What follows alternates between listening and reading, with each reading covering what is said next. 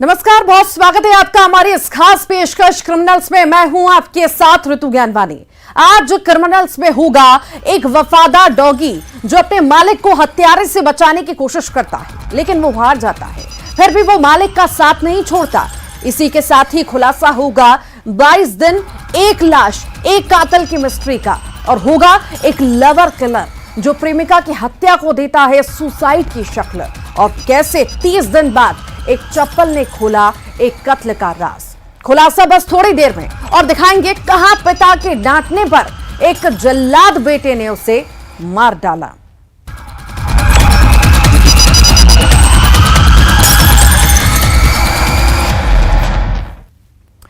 वो वफादार डॉगी जिसने हत्यारे से अपने मालिक को बचाने की कोशिश भी की होगी, लेकिन उसकी आंखों के सामने उसके मालिक का बेरहमी से कत्ल कर दिया गया।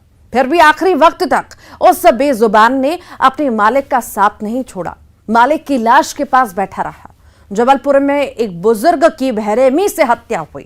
क्या इस हत्या का राज खुलेगा? वही वफादार।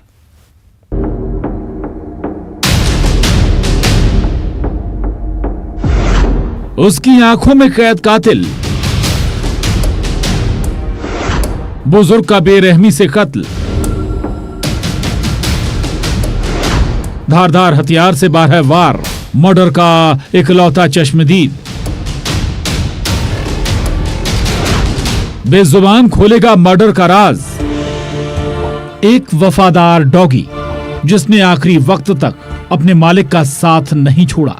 वो बेजुबान जिसने अपने मालिक को बचाने की कोशिश भी की होगी, लेकिन वो अपने मालिक को हत्यारे से बचा नहीं सका।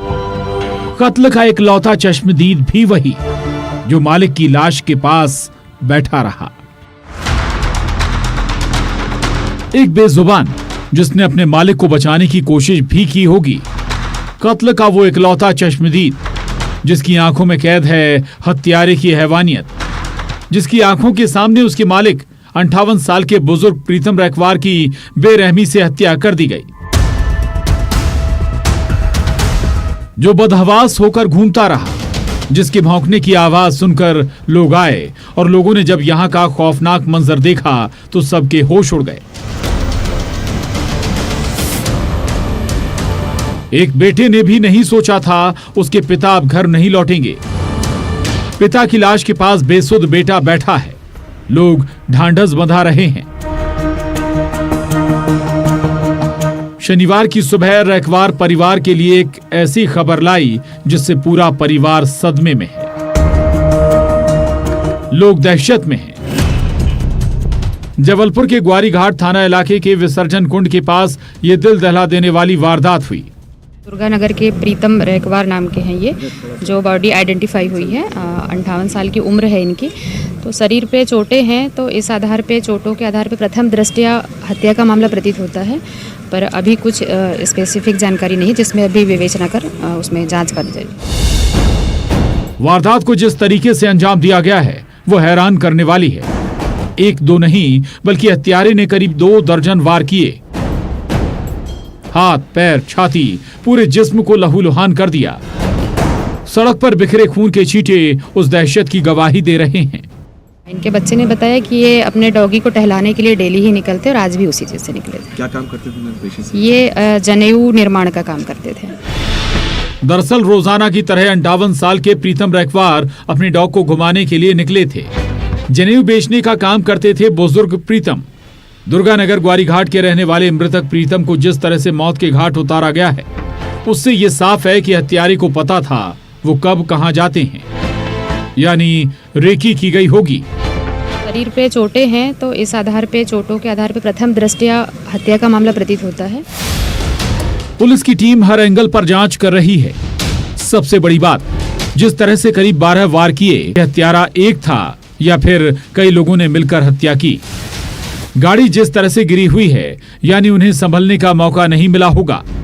आखिर कत्ल की वजह क्या थी, अभी कई राज का खुलना बाकी है।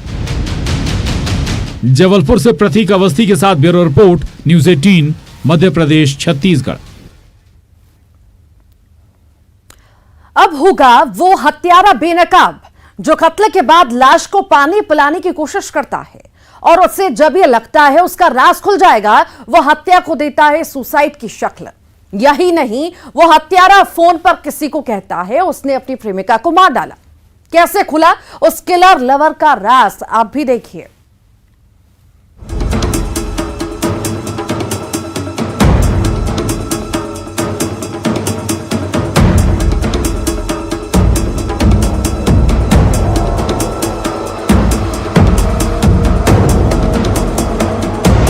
प्रेमिका की एक जानलेवा जिद, कातिल पिलाए लाश को पानी। फिर उसने रची एक और साजिश।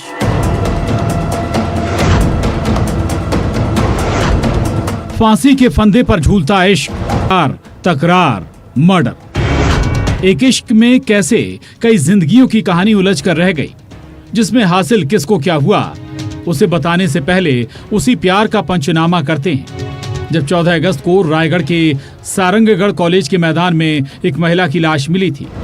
फांसी के फंदे से बंधी हुई लाश के पास चूड़ी के टुकड़े पड़े थे और टूटा हुआ मंगलसूत्र भी।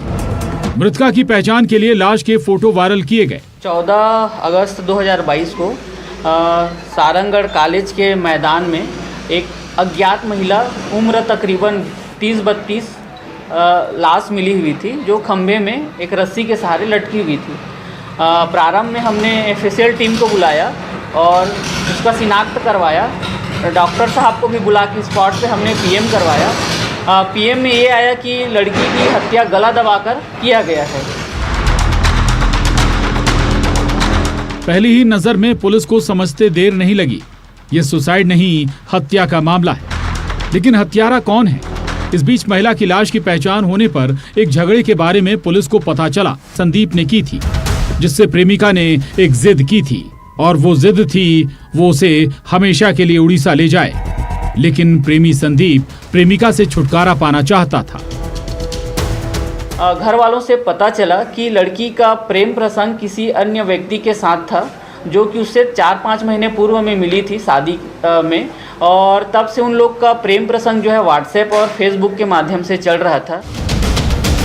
प्रेमी संदीप ने प्रेमिका की हत्या की, लाश को पानी पिलाया और उसे लगा उसका राज खुल जाएगा, तो इस मर्डर को सुसाइड की शक्ल दी, लेकिन राज छुप ना सका।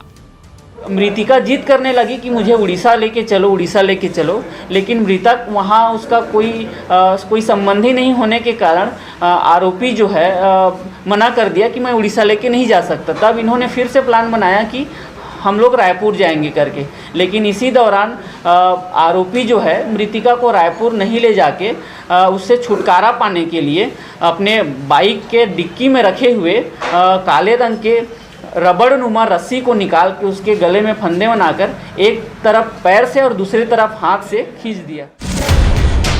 दरअसल मृतका शादीशुदा थी, जिसकी मुलाकात कुछ महीने पहले संदीप से हुई। ये प्यार पनपने लगा और इस प्यार की भनक मृतका के पति को लगी।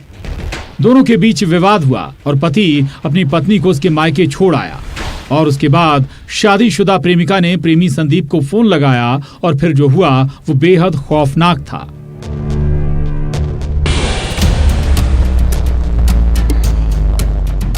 रायगढ़ से हरपाल सिंह खूंटे के साथ bureau report, news 18, Madhya Pradesh, Chhattisgarh.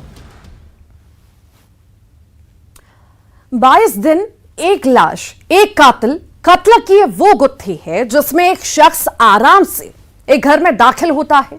वो एक महिला से मुलाकात करने आया था और फिर उसी घर में वो रात को दबे पांव पीछे के रास्ते से छत पर आता है और फिर मिलती है महिला की लाश।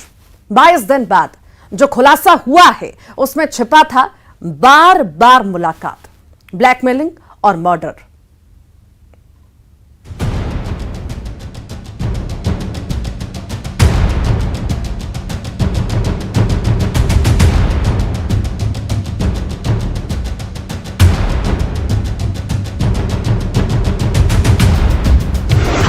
छत पर महिला की लाश। 22 दिन बाद खुला राज।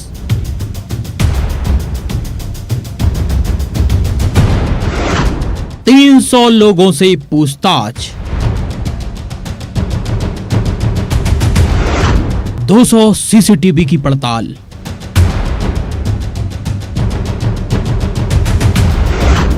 मुलाकात, ब्लैकमेलिंग, मर्डर। 22 दिन पहले मिली एक महिला की लाश की वो गुत्थी जिसका सिरा जुड़ा गांव के रहने वाले इस शख्स से।